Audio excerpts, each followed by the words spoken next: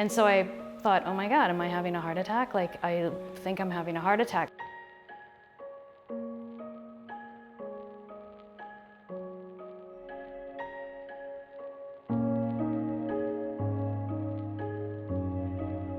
I mean, kind of looking back, I think the one that kind of stuck in my mind where I sort of realized maybe that was perimenopause was I was driving. I love to drive, and I was driving in Italy. And I was like, oh my God, I can't do this. I feel so anxious. I must have drank too much coffee. Like, I felt like I was just so buzzed. I was like, how many espressos have I had? And it was just like a moment where I was, and sweating. I was like sweating and anxious and driving and thinking I need to pull over. And that's something that normally would bring me joy. So I think that's probably when I kind of started to realize maybe something else. Do you know how old you were? Late 40s, but certainly had like insomnia, super hot, sweaty, and then just like more anxious than I would normally be. Like, just things kept making me jump, just like I drank way too much coffee.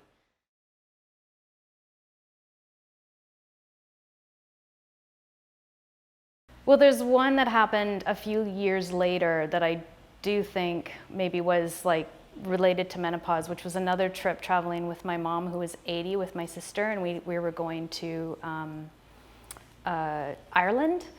And when I arrived at the place we were staying, which my sister did a masterful figuring out how to get there, was in the middle of nowhere. I was like, that's it. I'm gonna get a gin and tonic. There's like, let out of the mini bar and relax. And then I had this like, I don't know what happened. I got nauseous. Maybe I ate something bad at the airport or something like that. And then I got racing heart, and then it got worse. And I basically like had like almost like a really extreme fit. So like I tried to calm down, couldn't calm down. I went outside, I started shaking. I started everything was going and so I thought, oh my God, am I having a heart attack? Like, I think I'm having a heart attack. So I thought, well, I better go wake up my sister and tell her, because I'm thinking, oh my God, I can't die in Ireland in the middle of nowhere and make my sister drive me to an airport and have me die in the car with my 80-year-old mom. I was just like, this can't happen. I can't have this happen. My sister will never get over this.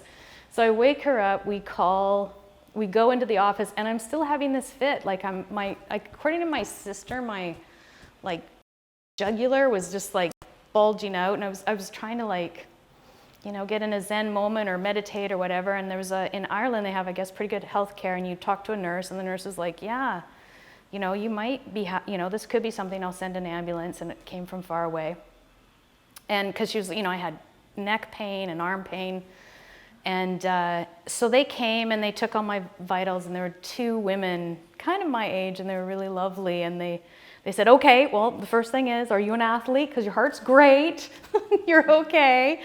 So I was like, okay. So I kind of got over it and recovered. And I think it was a long time before I still thought, oh, for sure it was my heart. There's something wrong.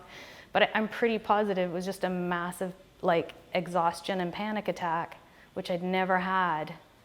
And I'm guessing that was a combination of things, but actually it was related to being in menopause, because I had that kind of elevated heart rate, that kind of intolerance to being dehydrated.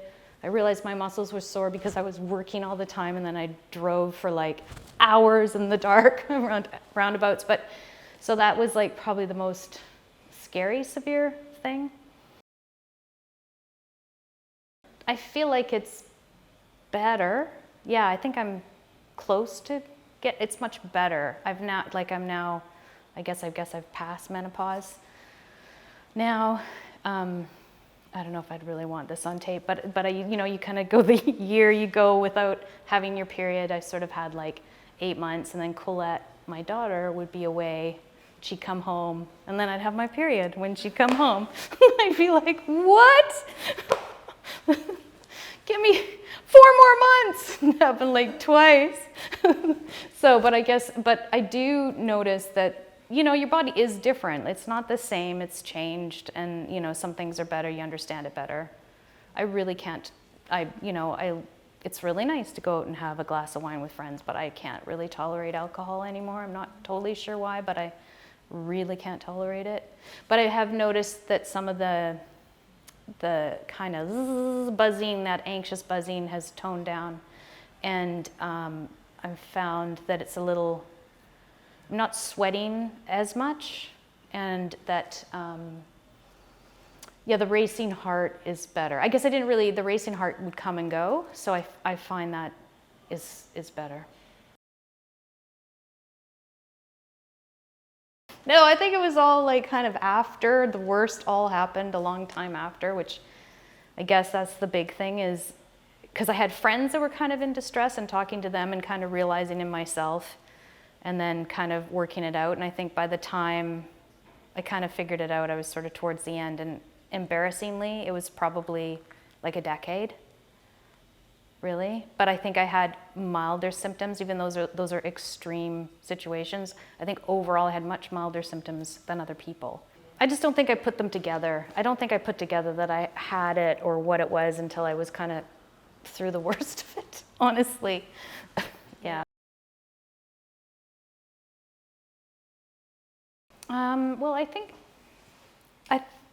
people should talk about it more and learn more, and I would think it would be really helpful to have better services and care for women in menopause, so there can be a better understanding. Because it's scary when you don't know and you don't understand and you don't kind of know what's going on and you can't process it or do things, know what you can do to make it better. So I guess my wisdom would be, don't panic, and to, talk to people about it and find out what you can, and don't assume you're going crazy, because what I've noticed is a lot of women think they're going crazy, and it's really hormonal, and it's really affecting them in a negative way for a long time. And I think it could be not such a bad thing. I mean, there's something really beautiful about aging when you kind of hit 50, at least for me, like 50, even though perimenopause kind of happened over the cusp of that. I found 50 was a really liberating moment. I don't know how old you are, but it's completely liberating, because you realize suddenly your whole identity changes and sort of how people view you. You kind of become a little bit sometimes invisible, and there's actually kind of a magic to that, because then you start to kind of become a little more, you can become more centered and grounded, like who are you and what are you about? And you stop kind of worrying about that so much, or identifying in that way, and that's kind of a, it could be a superpower in a way. I think the timing of menopause is really difficult for women, because we're having kids later, our parents are aging, we're probably at the height of our careers, we're super busy. So when I think about it, there were so many crazy things going on, like trying to figure out why was I feeling really weird. Just didn't seem, I was like, because there's so many crazy things going on, like of course things are weird. It never dawned on me it was hormonal. You're just like, oh God, well, mom's dying. You got the whole long list, and then you're trying to kind of just day to day move forward. Thanks for watching this episode. For more menopause stories like this, subscribe below, and don't forget to click the bell so you are notified when we drop a new episode. Did you connect with this story? Let us know by adding your comment and by sharing and liking it. Shared storytelling helps us learn what's happening to our bodies and reminds us we are not alone.